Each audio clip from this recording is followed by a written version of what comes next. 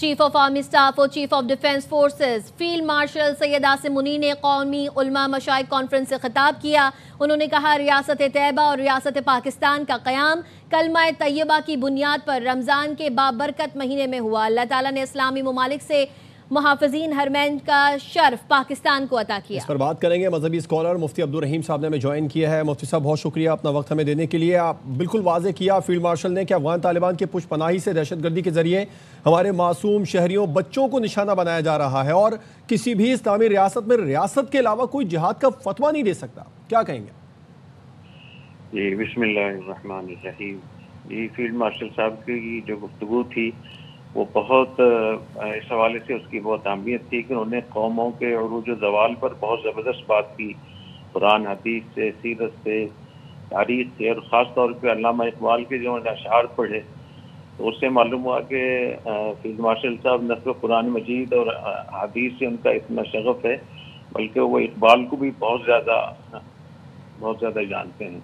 اور خاص طور پہ جب انہوں نے یہ کہا کہ ہم نے جب معرکہ حق اور بنیاد محسوس میں اللہ تعالیٰ کی طرف ہم نے رجوع کر کے جب یہ جنگ کا آغاز کیا تو اللہ تعالیٰ کی نصرت ہم نے اپنی آنکھوں سے اترتی ہوئی دیکھی، اور ہم سے کئی غلطیاں ہوئیں لیکن اللہ تعالیٰ نے ہماری ان غلطیوں کو نظر انداز کر کے ان غلطیوں کے بھی نتائج بہت اچھے ہمیں دیے۔ اور پھر انہوں نے اقبال کا یہ شعر پڑھا کہ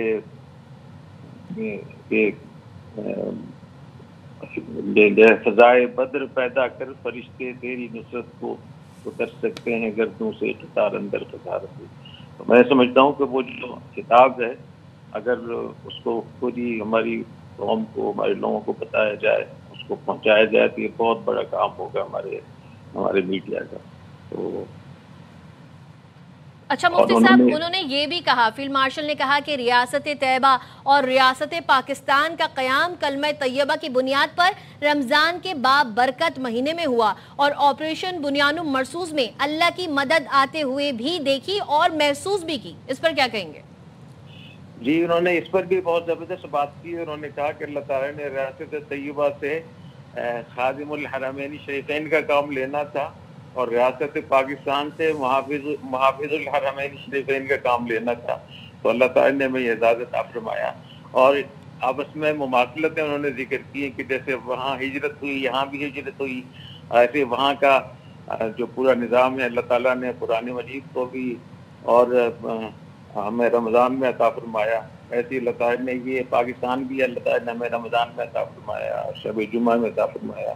تو بہت انہوں نے دونوں ریاستوں کی مماثلتیں جو ذکر کی وہ بڑی ایمان افروز تھیں، اور بہت اس سے لوگوں کو پیغام دیا کہ ہمارے چیف اور جو ہمارے فیلڈ مارشل صاحب ہیں وہ ہماری ریاست کو، ہماری اس کی بنیاد کو کس نظر سے دیکھتے ہیں۔